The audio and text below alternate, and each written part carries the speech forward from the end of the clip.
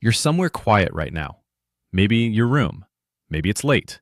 The lights are low, the notifications are on silent, and honestly, it feels fine. Good, even. Nobody asking you for anything. No social scripts to perform. Just you, the screen, and the particular kind of peace that only comes when everyone else has gone away. And I'm not here to tell you that's wrong. I get it. People are exhausting. The world is loud. Retreating feels like the smartest thing you can do. But here's what I need to tell you, because nobody else is going to say it this clearly. While you've been protecting yourself from the noise out there, something has been quietly happening in here, inside your skull, and it didn't ask for your permission. So before we go any further, what exactly is happening to your mind? Let's start with the part that actually surprises people. Your brain is not just a thinking machine. It's a social organ. It was literally built over millions of years of evolution to operate inside a network of other brains. The way your lungs need air and your stomach needs food, your brain needs human contact. Not as a preference, as a biological requirement.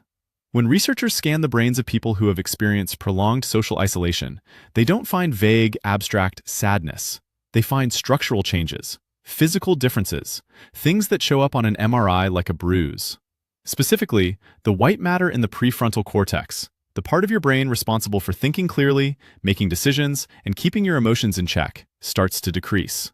The neural connections that link your frontal lobe to the rest of your brain begin to thin. Think of it like a highway that stops being used. Over time, the infrastructure deteriorates. And then there's the amygdala. The amygdala is your brain's threat detection system. It's the part that fires when something dangerous is nearby, real or imagined. Here's what isolation does to it. It makes it grow. Literally. The amygdala increases in volume in response to prolonged social withdrawal. And a bigger, more reactive amygdala means one thing. You start seeing threats everywhere. A friend's unanswered message becomes a rejection. A colleague's neutral expression becomes hostility. A casual comment becomes a personal attack. Your brain, trying to protect you from a world it no longer trusts, begins scanning for danger in every interaction. And the more it scans, the more it finds, whether or not anything is actually there. Now here's the part that's going to stick with you.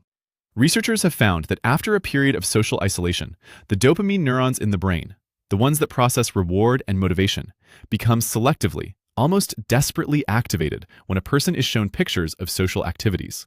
Photographs of people laughing together, friends at a table, a hand on someone's shoulder. The brain's response to those images is neurologically identical to what happens when a starving person sees food. Read that again.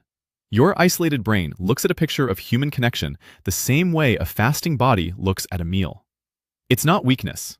It's not neediness. It's your nervous system screaming in the only language it knows. I am running out of something I need to survive. The US Surgeon General declared loneliness a public health epidemic in 2023. And the research backs it up. Chronic loneliness carries a mortality risk equivalent to smoking 15 cigarettes a day. It increases your risk of developing dementia by roughly 40%. It elevates cortisol, triggers systemic inflammation, weakens your immune system, and accelerates brain aging. 15 cigarettes a day.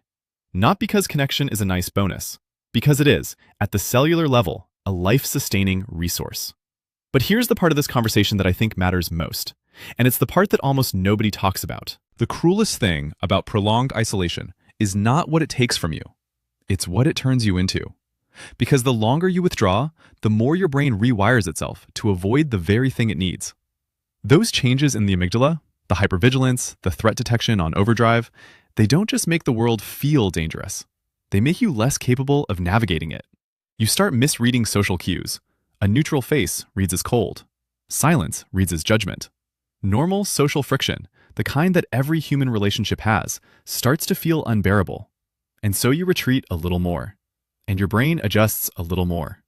And the next time an invitation comes, a text, a call, hey, want to grab coffee? The resistance you feel is no longer a choice. It's a neurological reflex. The trap doesn't lock from the outside. It locks from the inside. And you're the one who pulls it shut.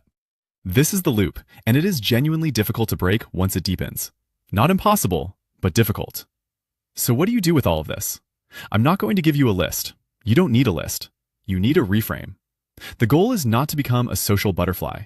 The goal is not to fill your calendar with obligations or force yourself into rooms where you feel like a stranger. Your brain doesn't need 100 connections.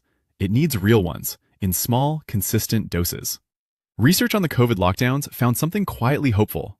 Even after years of forced isolation, the structural brain changes, the enlarged amygdala, the altered volumes, showed signs of reversal once people re-engaged with social life.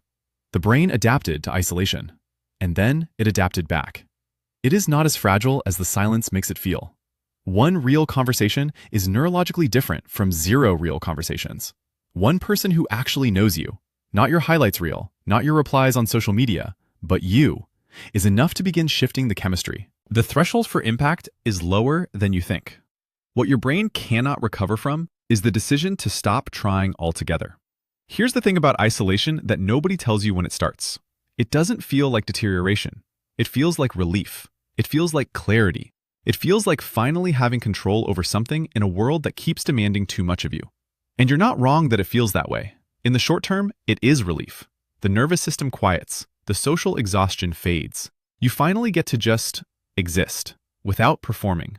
But the brain runs on a longer timeline than your mood does, and what reads as rest in week 1 becomes, in month 6, something the MRI picks up as a structural change. You are not broken for needing space. You are not weak for finding people draining. You are not antisocial or damaged or fundamentally different from everyone else.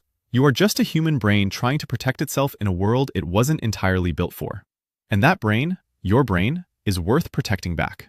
So reach out to someone this week, not because a YouTube video told you to, because somewhere under all the quiet, your neurons are showing you pictures of people laughing at tables and lighting up like they haven't eaten in weeks. That hunger is not a flaw, it's a signal. Don't let it go unanswered too long.